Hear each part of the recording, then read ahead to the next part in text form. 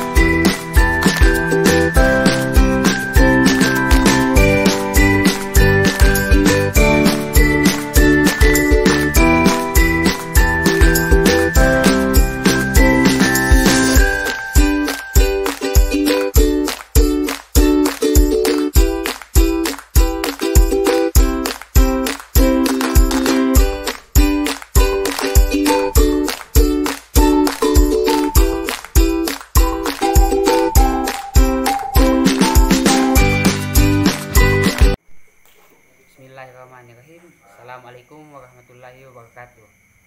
Saya akan membacakan hasil wawancara saya pada tanggal 15 November 2021 di Desa Bontongan, Kecamatan Baraka, Kabupaten Enderekang. Nama responden yang saya sempat temui pada kesempatan kali ini yaitu Pak Sawal, umur 27 tahun, pendidikan formal SLTA. Tanggungan keluarga beliau yaitu 3 orang dan pengalaman berusaha tani yaitu 5 tahun. Pekerjaan sampingannya adalah veteriner. Beliau juga tidak pernah atau mengikuti kursus yang pernah dilaksanakan. Mengenai deskripsi usaha tani padi, beliau memiliki bajak yang digunakan untuk membajak sawah, cangkul untuk merapikan sisa-sisa tanah yang belum merata saat selesai dibajak.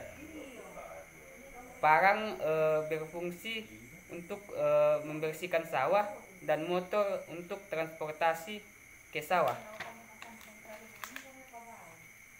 Selanjutnya mengenai pendapatan beliau sebagai petani dalam semusim yaitu 8 juta, pendapatan dari kerja sampingan itu 5 juta per 6 bulan, dan kemudian komponen teknologi sistem tanam jajar legowo.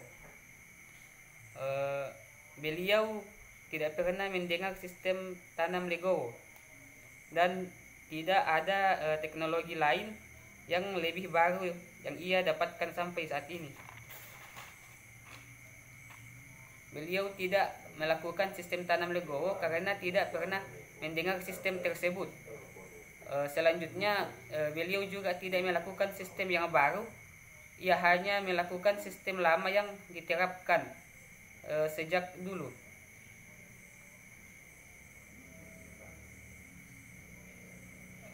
Selanjutnya beliau pernah mengikuti kegiatan penyuluhan pertanian selama 1 kali di kampung. Mengenai berapa kali dalam sebulan diadakan penyuluhan pertanian di tempatnya tidak bisa dipastikan karena jadwal tidak ditentukan. Selanjutnya materi yang ia dapatkan saat mengikuti penyuluhan pertanian yaitu pemberantasan hama, tikus, dan burung pipit pada padi. Yang dilakukan PPL seandainya beliau mengalami masalah dalam usaha tani adalah memberikan masukan dan solusi. Selanjutnya pendapat beliau tentang kemampuan PPL baik dari segi pengetahuan, wawasan, dan keterampilan, mulai dari penguasaan materi, penguasaan teknik, penguasaan lapangan, dan wawasan tentang kegiatan usaha tani sudah dikuasai. Selanjutnya, menurut responden, materi penyuluhan pertanian mudah dimengerti karena penyuluh menguasai materi. Metode penyuluhan yang paling mudah dimengerti adalah tatap muka secara langsung, karena kita dengan mudah menanyakan cara atau penggunaan alat. Selanjutnya, menurut beliau waktu pelaksanaan penyuluhan sebaiknya dilaksanakan pada malam hari, karena pagi, siang, dan sore petani sedang berada di sawah. Ia mengikuti penyuluhan karena kesadaran diri sendiri. Kemudian sikap beliau jika tetangga atau teman yang tidak pernah mengikuti kegiatan penyuluhan pertanian adalah memberikan saran agar mengikuti penyuluhan pertanian jika tidak ada halangan.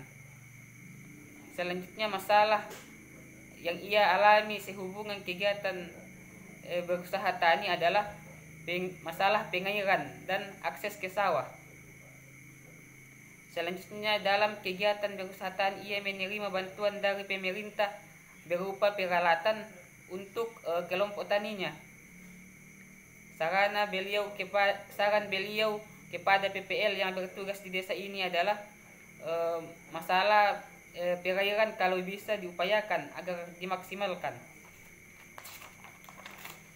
Selanjutnya, harapan beliau tentang kegiatan penyuluhan yang akan datang khusus pada pemerintah, yaitu membantu memfasilitasi petani dan aktif dalam memantau perkembangan petani.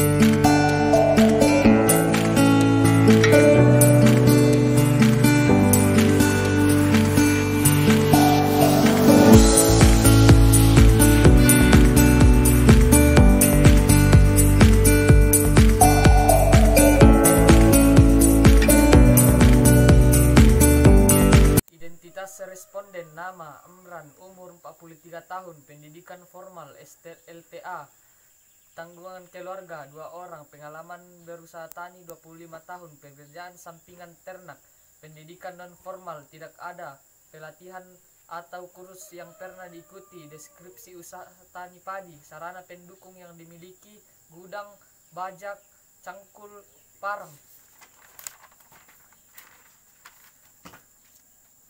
Pendapatan sebagai petani dalam semusim 10 juta, pendapatan dari kerja sampingan tahun 3/6 bulan, komponen teknologi sistem tanam Jajar Legowo. Pernahkah Bapak mendengar teknologi sistem tanam Legowo? Tidak, alasannya karena tidak pernah mendengar. Lanjutan pertanyaan nomor 3. Apakah Bapak melakukan teknologi pada pertanyaan nomor 3? Tidak, alasannya karena tidak ada. Apakah Bapak pernah mengikuti kegiatan penyuluhan pertanian? Ya. Jika jawabannya ya, berapa kali mengikuti? Mengikuti 1 kali dan di mana? Di kampung. Pertama kali dalam sebuah diadakan penyuluhan tempat Bapak tidak tahu. Jika Bapak mengikuti penyuluhan, materi apa saja yang diberikan oleh PPL? Cara menabur benih dengan baik. Apakah yang dilakukan PPL seandainya Bapak mengalami masalah dalam usaha tani? Memberi masukan. Bagaimana pendapat Bapak tentang kemampuan PPL baik dari segi pengetahuan, wawasan, dan keterampilan? Mohon jelaskan. Pendapatan responden menguasai. Bagaimana menurut Bapak materi penyuluhan pertanian? Mudah dimengerti, alasannya karena menyuluh menguasai materi. Menurut Bapak metode penyuluhan yang paling mudah dimengerti adalah metode kelompok. Alasannya karena kita bisa sharing dengan teman sekelompok sebelum mengajukan pertanyaan. Menurut Bapak waktu pelaksanaan penyuluhan sebaiknya dilakukan pada pagi hari. Alasannya masih fresh. Bapak mengikuti penyuluhan apakah karena ada paksaan atau kesadaran diri? Bagaimana sikap Bapak jika ada tetangga atau teman Bapak yang tidak pernah mengikuti kegiatan penyuluhan pertanian? memberikan saran agar mengikuti penyuluhan. Masalah apa saja yang Bapak alami sehubungan dengan kegiatan berusaha tani, pengairan? Apakah dalam kegiatan berusaha tani Bapak menerima bantuan dari pemerintah? Ya, ada bantuan berupa peralatan untuk kelompok tani. Apa saran Bapak kepada PPL? Saran Bapak kepada PPL yang bertugas di desa ini? Masalah pengairan kalau bisa diupayakan agar maksimal. Apa harapan Bapak tentang kegiatan penyuluhan yang akan datang khusus kepada pemerintah, membantu memfasilitasi petani dan aktif dalam membantu perkembangan petani? Sekian, terima kasih. Assalamualaikum warahmatullahi wabarakatuh.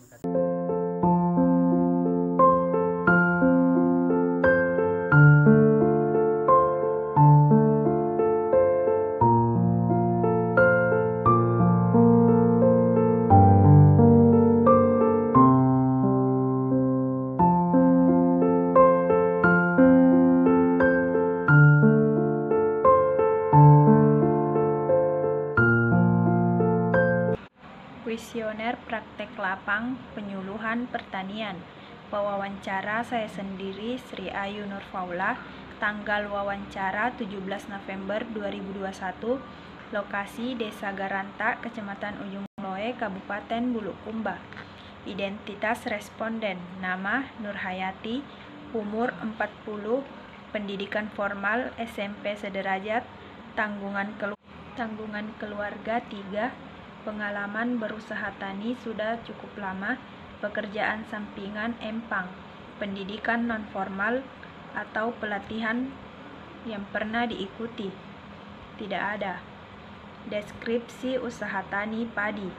Sarana pendukung yang dimiliki yaitu motor, parang, cangkul. Fungsi cangkul yaitu untuk pembuatan garis-garis sebelum ditanami. Fungsi parang yaitu untuk alat tebas, dan yang terakhir fungsi motor yaitu untuk membawa gabah-gabah. Yang kedua, berapa besarnya pendapatan sebagai petani dalam semusim? Responden menjawab, tergantung dari cuaca. Jika cuaca baik dan tanah subur dan terhindar dari hama, maka petani bisa mendapatkan keuntungan sebesar 10 juta atau bahkan lebih. Tetapi jika kondisi cuaca kurang baik, kadang petani hanya memperoleh keuntungan sekitar 10 juta ke bawah. Yang ketiga, berapa pendapatan dari kerja sampingan per tahun? Responden menjawab, sama halnya dengan pendapatan saya saat bertani, yaitu tidak menentu, tergantung dari kondisi yang dialami. Komponen teknologi sistem tanam jajar Legowo. Yang pertama, pernahkah Ibu mendengar teknologi sistem tanam Legowo? Responden menjawab, iya. Yang kedua, jika jawabannya ya, sejak tahun berapa? Responden menjawab, sejak tahun 2010. Yang kedua, dari siapa Ibu mendengarnya? Responden menjawab, tokoh masyarakat. Yang ketiga, apakah Ibu melakukan sistem tanam Legowo? Responden menjawab, iya, karena dengan melakukan sistem tanam Legowo, jumlah populasi tanaman meningkat dan memudahkan perawatan dan pemeliharaan serta mencegah serangan hama dan penyakit. Yang keempat, apakah Ibu pernah mengikuti kegiatan penyuluhan pertanian? Responden menjawab, tidak. Yang kelima, masalah apa saja yang Ibu alami sehubungan dengan kegiatan berusaha tani? Responden menjawab, masalah yang sering dia alami yaitu pertama, pada modal, yang kedua, lahan semakin sulit, dan yang terakhir, persoalan pupuk. Yang keenam, apakah dalam kegiatan berusaha tani Ibu menerima bantuan dari pemerintah? Responden menjawab, iya, bantuan yang sering saya dapatkan yaitu berupa pupuk urea. Sekian dari saya. Wassalamualaikum warahmatullahi wabarakatuh.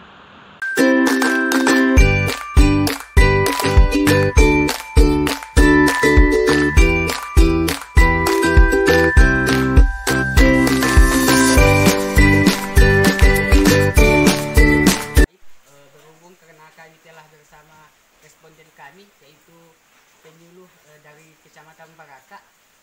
Langsung saja kita akan menanyakan mengenai biodatanya terlebih dahulu. Selamat malam Pak. Sebelumnya saya akan menanyakan seputaran biodata Bapak. Kira-kira apa nama lengkap Bapak? Nama Lesti, Usia, 52 tahun, kemudian pendidikan formal Bapak. satu pertanian, Selanjutnya kira-kira jumlah tanggungan Bapak berapa? 2 anak, 1 istri.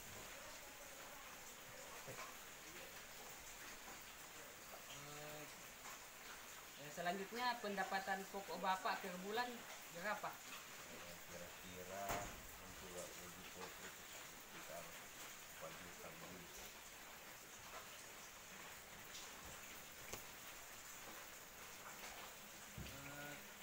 Kalau pendapatan sampingan Katakan berkebun, jadi selain kesehatan mungkin ada sekitar 2 juta.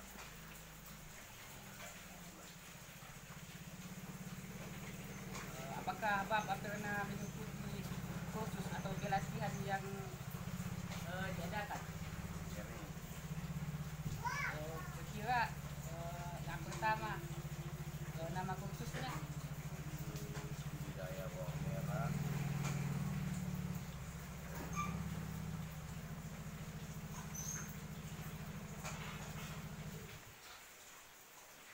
kira-kira berapa lama saat kegiatan itu berlangsung? 3 hari.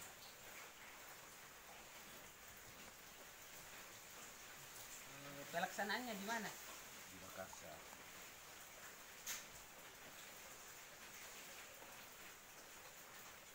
Kemudian kira-kira pendapat Bapak apa manfaat mengenai pelatihan tersebut?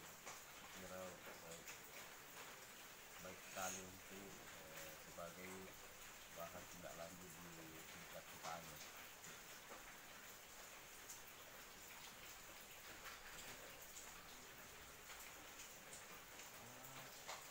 Masih ada, Iya, kira-kira teknik pengolahan pupuk organik.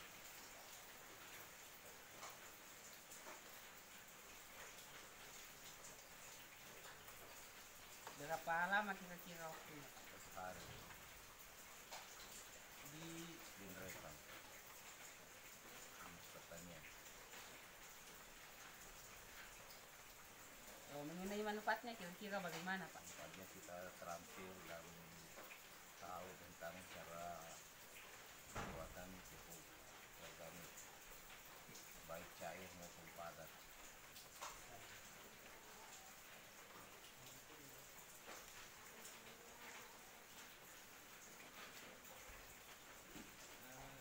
Satu lagi Pak.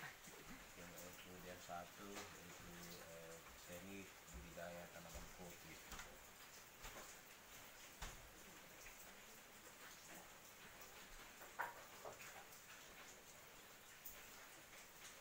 Berapa lama kira-kira Pak? 3 bulan Lokasinya di mana? di Desa Tendenan.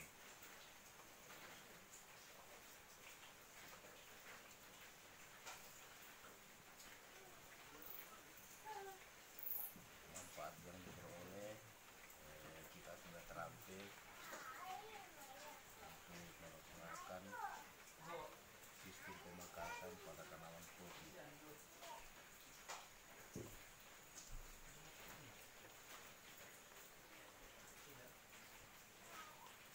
Saya kira mungkin kita tulis saja di sini kurang lebih 3 poin karena kalau kita tulis semua otomatis Iya, kuesioner akan penuh.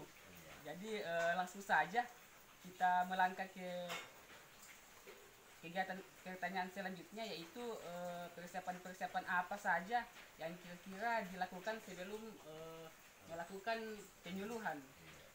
Jadi kegiatan-kegiatan yang dilaksanakan sebelum melaksanakan penyuluhan yang pertama adalah membuat PPM, pembayaran persiapan menyuluh. Ya. Kemudian yang kedua, menyusun materi penyuluhan. Kemudian yang ketiga, mempersiapkan alat-alat dan bahan yang digunakan pada saat penyuluhan. Kira itu yang dilaksanakan sebelum melaksanakan penyuluhan. Kemudian dalam seputaran 6 bulan terakhir ini materi apa saja yang kita berikan ke petani? Ya, materi-materi yang kita laksanakan kepada petani pertama itu budidaya tanaman jagung dengan melaksanakan tanam jajar.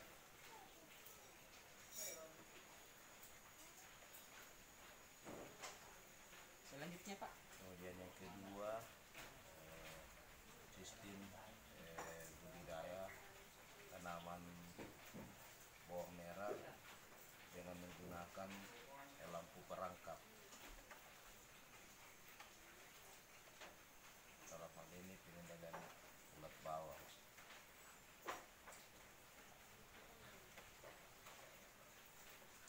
Ketiga, pembuatan triko kompos.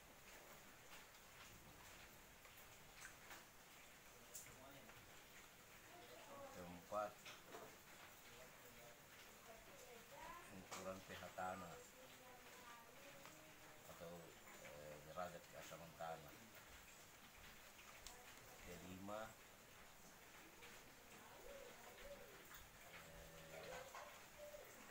teknik pemekasan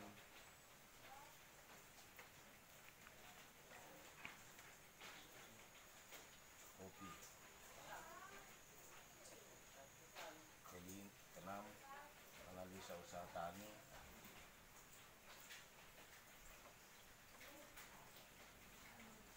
Padi, puluh mandoti.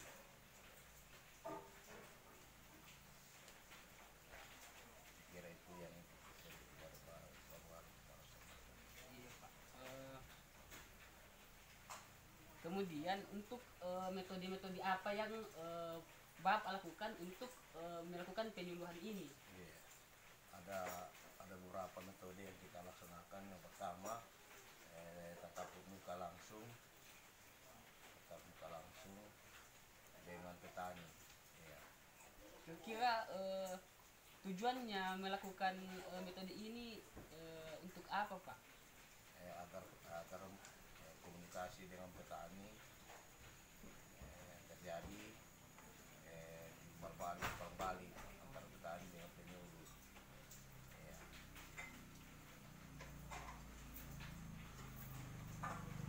Metode yang kedua adalah demonstrasi cara. Ya.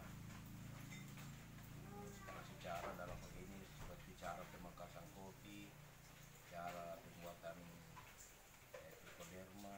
Ya.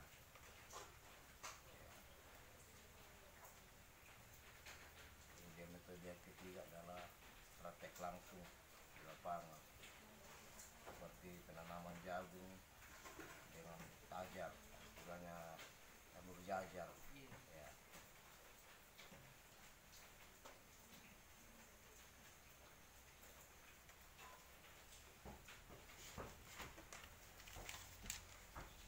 Baik, pertanyaan selanjutnya, apakah menggunakan alat peraga pada kegiatan penyuluhan? Saya kira iya menggunakan. Alasannya? Kalau kita menggunakan alat peraga, biasanya daya serap petani itu lebih cepat atau daya tangkap petani itu cepat. Kemudian kedua, petani sudah bisa mengetahui jenis-jenis alat peraga seperti pH tanah, gunting pangkas, kemudian alat tanam jagung seperti tugal atau biasa menggunakan tajak. Ya.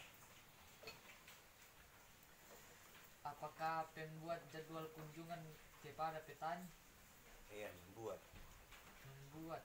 Ya, kita buat jadwal. Di mana kegiatan penyuluh dilaksanakan?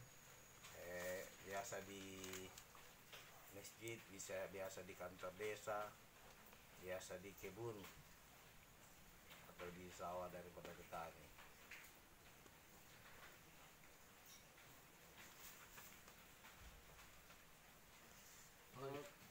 Kemudian kira-kira saat Bapak melakukan penyuluhan, bagaimana sambutan petani dalam kegiatan penyuluhan ini? Saya kira petani sangat merespon kegiatan penyuluhan karena antusias sekali untuk menerima dan berubah daripada pola pikir mereka, yaitu penerapan PSK, pengetahuan, keterampilan dan sikap.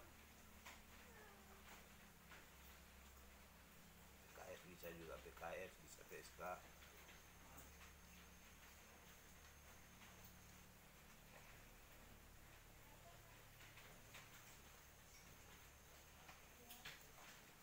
Kemudian sejauh ini ketika Bapak melaksanakan kegiatan penyuluhan, apakah Bapak mengalami kesulitan untuk mengajak petani berpartisipasi dalam kegiatan tersebut? Biasa kita mengalami kendala pada saat petani itu sibuk-sibuknya untuk berusaha tani, jadi mereka tidak mau diganggu di dalam kegiatannya. Jadi kita sepakati untuk mencari waktu-waktu luang. Ya.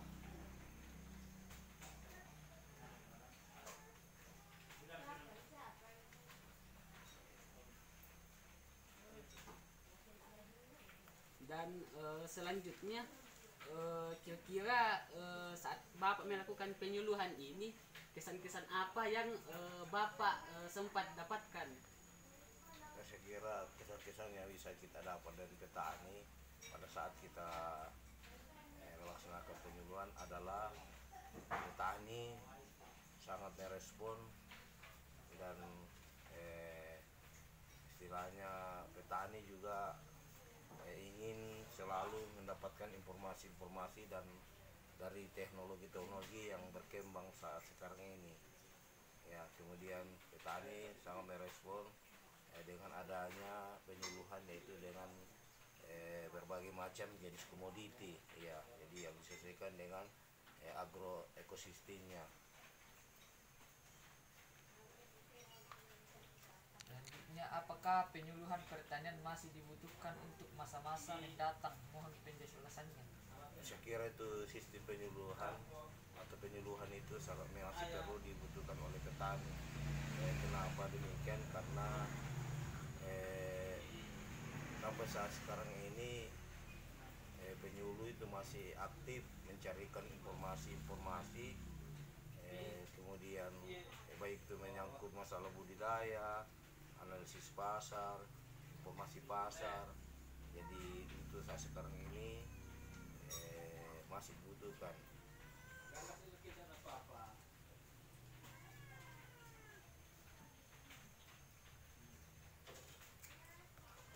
Baik, itulah tadi hasil wawancara kami terhadap salah satu penyuluhan pertanian di Kecamatan Baraka, yaitu Pak Kamal SP.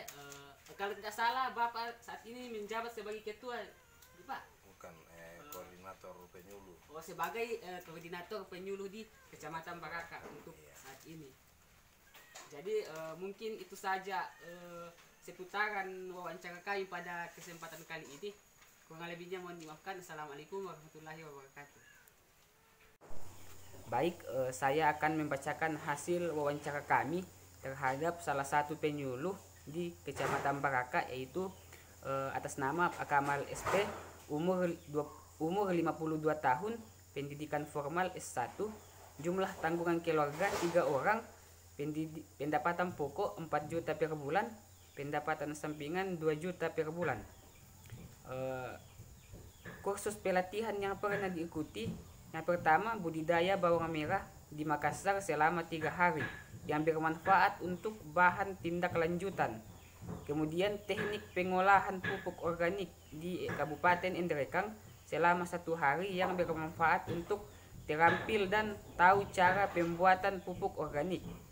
Kemudian yang ketiga, teknik budidaya tanaman kopi di Desa Kendenan, Kabupaten Indrekang selama 3 bulan yang bertujuan agar terampil untuk melaksanakan sistem pemangkasan. Kemudian pengalaman menjadi penyuluh adalah beliau mampu berbaur dengan banyak petani di tempat beliau menjadi penyuluh. Kemudian persiapan yang dilakukan sebelum melakukan kegiatan penyuluhan yaitu membuat LPM, lembaran persiapan menyuluh, menyusun materi, mempersiapkan alat dan bahan,